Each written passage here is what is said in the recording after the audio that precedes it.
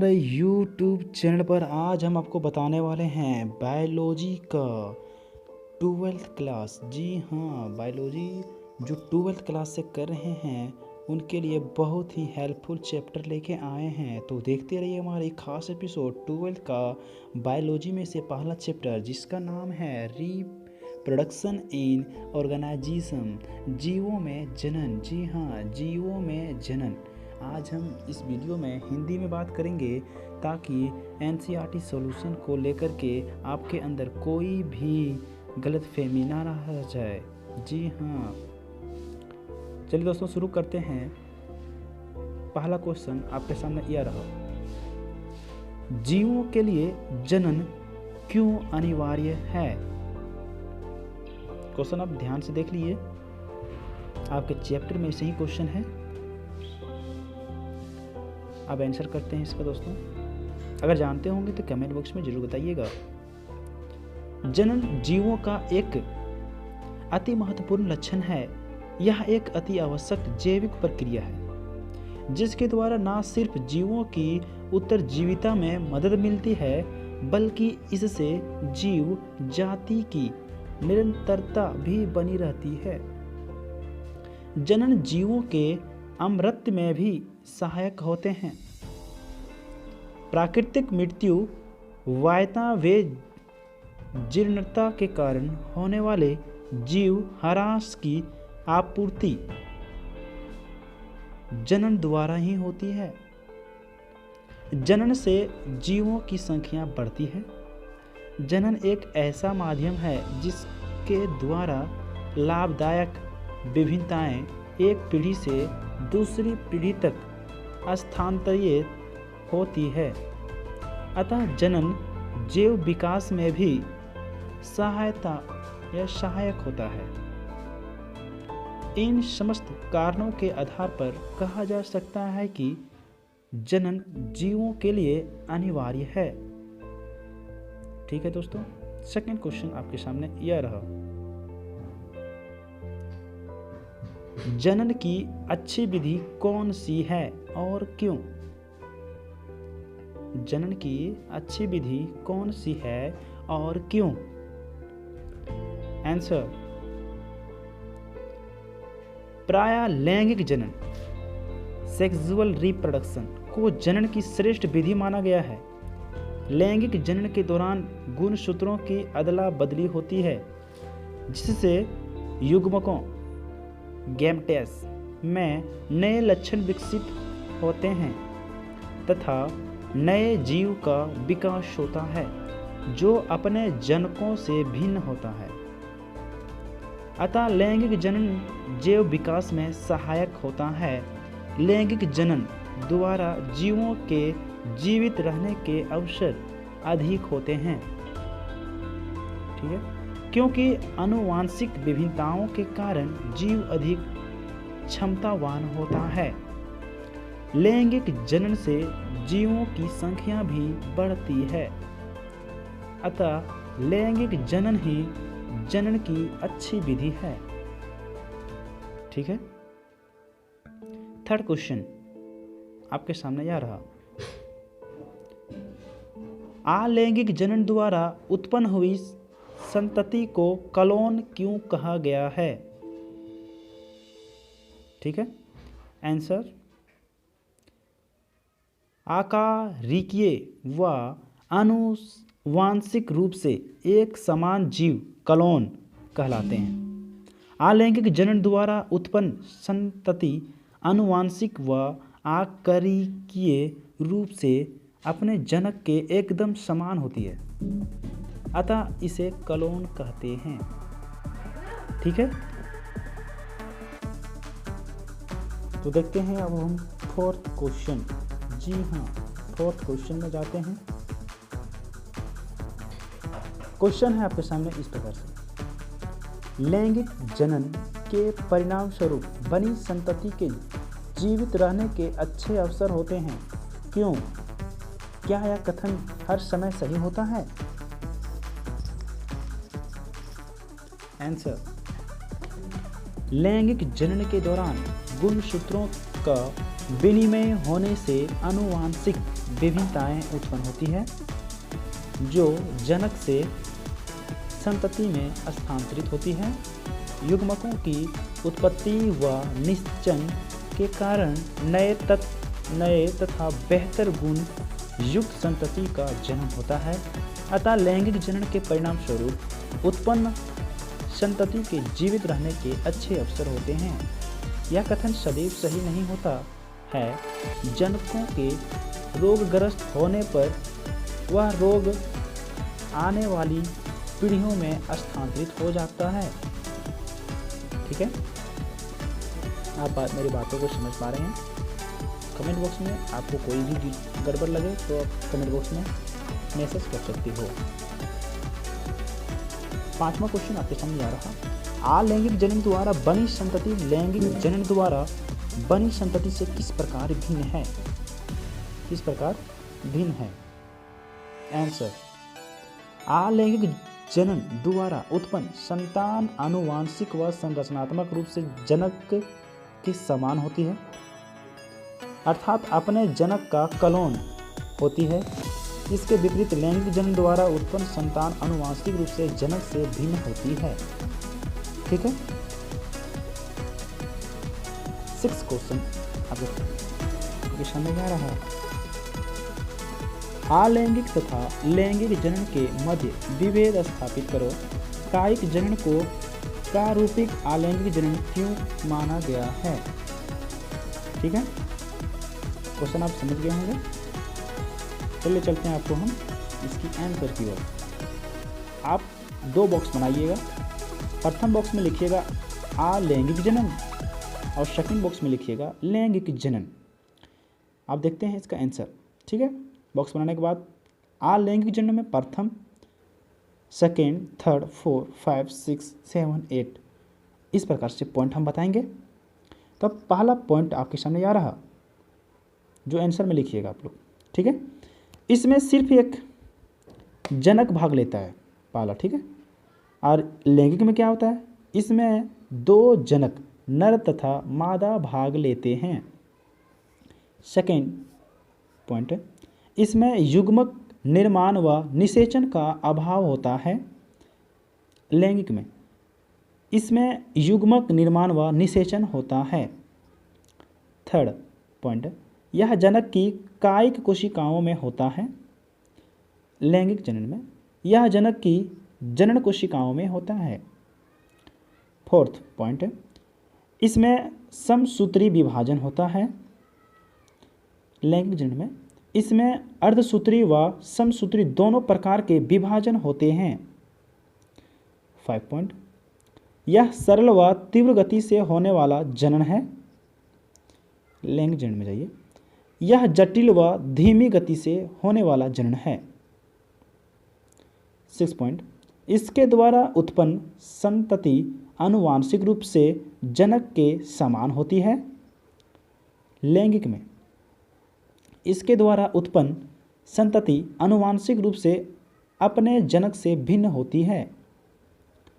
7 point, जनक इकाई कालिका खंड या जनक का संपूर्ण शरीर होता है। जनक इकाई युग्मक जेमेटिक होते हैं। 8 पॉइंट, इस प्रकार का जनन निम्न आकेशरूकी व निम्न कॉन्डेट में पाया जाता है। यह उच्च लैंगिक जनन में जाइए, यह उच्च पौधों व जंतुओं में पाया जाता है। ठीक है, अब कायिक जनन क्या होता है इसके बारे में बता देते हैं पहले। वेजिटेटिव रिप्रोडक्शन, कायिक जनन का क्या अर्थ होता है इंग्लिश में? वेजिटेटिव रिप्रोडक्शन अलैंगिक जनन की ऐसी विधि है जिसमें पौधे के कायिक भाग से नए पौधे का निर्माण होता है। अतः इसमें एक ही जनक भाग लेता है तथा इसके द्वारा उत्पन्न संतति आनुवांशिक व आकारिकी में अपने जनक के समान होती है। इस प्रकार हम कह सकते हैं कि कायिक जनन वास्तव में प्रारूपिक अलैंगिक जनन है।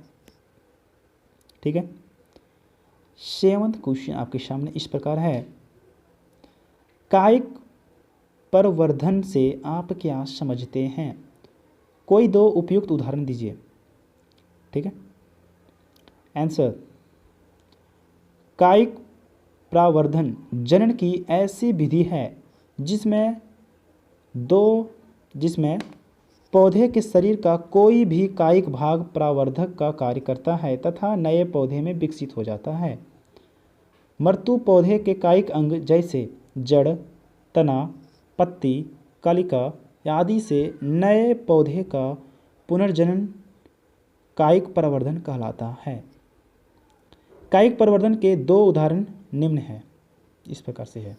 ठीक, पहला अजूबा ब्रैपोलियम के पौधे। अजूबा के पौधे में पत्तियों के किनारों से पादपकाएँ उत्पन्न होते हैं जो मृत्यु पौधे से अलग होकर नए पौधे को जन्म देते हैं।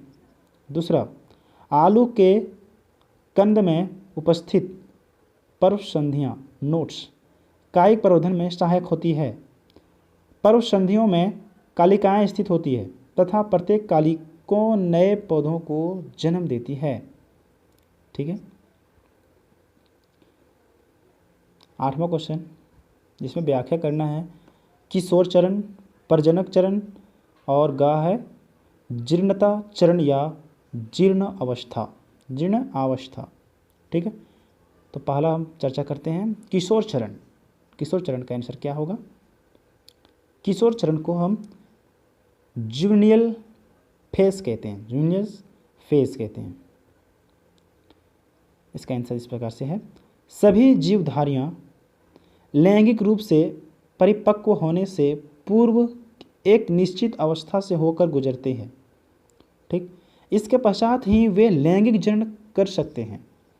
इस अवस्था को प्राणियों में किशोर चरण या अवस्था तथा पौधों में कायिक अवस्था वेजिटेटिव फेज कहते हैं। इसकी अवधि विभिन्न जीवों में भिन्न भिन्न होती है। ठीक है, जीने की इसमें जो उम्र है लंबी होती है, भिन्न होनी होती है, मैंने कि अलग अलग होती है। ठीक है, सेकंड, प्रजनक चरण रिप्रोडक्टिव फेज।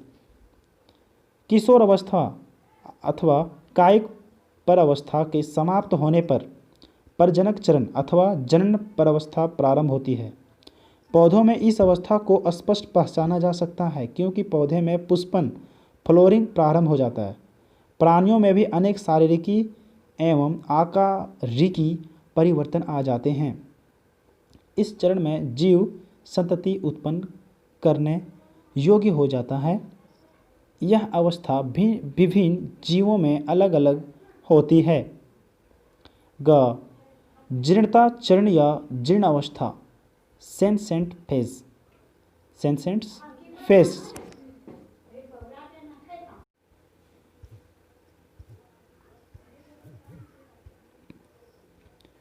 ठीक है, यह जीवन चक्र की अंतिम अवस्था अथवा तीसरी अवस्था होती है। प्रजनन आयु की समाप्ति को जीर्णता चरण या जीर्ण अवस्था की प्रारंभिक अवस्था माना जा सकता है। इस चरण में उपपाच्य की क्रियाएं मंद होने लगती है, ऊतकों का क्षय होने लगता है तथा शरीर के अंग धीरे धीरे कार्य करना बंद कर देते हैं और अंततः जीव की मृत्यु हो जाती है। इसे वृद्धावस्था भी कहा जाता है। ठीक है, 9वां क्वेश्चन आपके सामने जा रहा है दोस्तों। अपने जटिलता के बावजूद बड़े जीवों ने लैंगिक प्रजनन को पाया है, क्यों? आंसर, लैंगिक प्रजनन जटिल तथा धीमी गति से होने के बावजूद भी अनेक रूप से उत्तम है। इस प्रकार के जनन के दौरान गुणसूत्रों का विनिमय होने से नए लक्षण विकसित होते हैं जो पीढ़ी स्थानांतरित होते रहते हैं। गुणसूत्रों के आदान प्रदान से विभिन्नताएं भी उत्पन्न होती है जो जैव विकास में सहायक होती है। अपने इन्हीं गुणों के कारण बड़े जीवों में लैंगिक जन्म पाया जाता है। ठीक है, 10 क्वेश्चन आपके सामने इस प्रकार से है। व्याख्या करके बताइए कि अर्धसूत्री विभाजन तथा युग्मक जनन सदैव अंतर्बद्ध होते हैं। अंतर्बद्ध होते हैं। आंसर, लैंगिक जनन करने वाले जीवधारियों में प्रजनन के समय अर्धसूत्री विभाजन माइसेस तथा युग्मक जनन जेमेटोजेनेसिस प्रक्रियाएं होती है। सामान्यतः लैंगिक जनन करने वाले जीव द्विगुणित डिप्लॉइड होते हैं। युग्मक निर्माण प्रक्रिया को युग्मक जनन जेमेटोजेनेसिस कहते हैं। शुक्राणुओं के निर्माण को शुक्र जनन तथा अंडाणुओं के निर्माण को अंडजनन कहते हैं। ठीक है। इनका निर्माण क्रमशः नर तथा मादा जनकों जोन्स में होता है। युग्मकों में गुणसूत्रों की संख्या आधी रह जाती है, अर्थात युग्मक अगुणित हैप्लॉइड होते हैं। युग्मक जनन प्रक्रिया अर्धसूत्री विभाजन द्वारा होती है, अतः युग्मक जनन तथा अर्धसूत्री विभाजन क्रियाएं अंतर्बद्ध होती है। ठीक है। निषेचन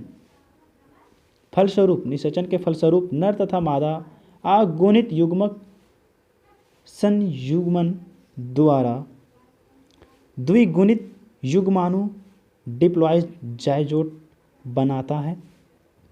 द्विगुणित युग्माणु से भ्रूणीय परिवर्धन द्वारा नए जीव का विकास होता है। ठीक है। आप यहाँ पर 11वां क्वेश्चन देख रहे हैं। प्रत्येक पुष्पीय पादप के भाग को पहचानिए तथा लिखिए कि वह अगुणित n है या द्विगुणित 2n है। ठीक है। क्वेश्चन आप देख रहे हैं। इसमें दिया पॉइंट, पहला अंडाशय, दूसरा परागकोश, थर्ड अंडा या डिंब। ठीक है। चौथा प्राग, पांचवा नर युग्मक, छठा युग्मक जनन युग्मनज। ठीक है। चित्र देख रहे हैं आप। अब इसका आंसर इस प्रकार से, पुष्पीय भाग, पहला अंडाशय ओवरी द्विगुणित 2n। ठीक है। 2 पॉइंट। परागकोश एंड थर्ड द्विगुणित 2n, थर्ड अंडा या डिंब ओवा अगुणित n, परागकण पोलन ग्रेन अगुणित n, 5 नर युग्मक मेल जेमेट अगुणित n, युग्मनज जाइगोट द्विगुणित 2n। युग्म जाइगोट शुक्राणु तथा अंड के मिलने से बनी द्विगुणित संरचना 2n होती है। ठीक है। क्वेश्चन है, बाह्य निषेचन की व्याख्या कीजिए, इसके नुकसान बताइए।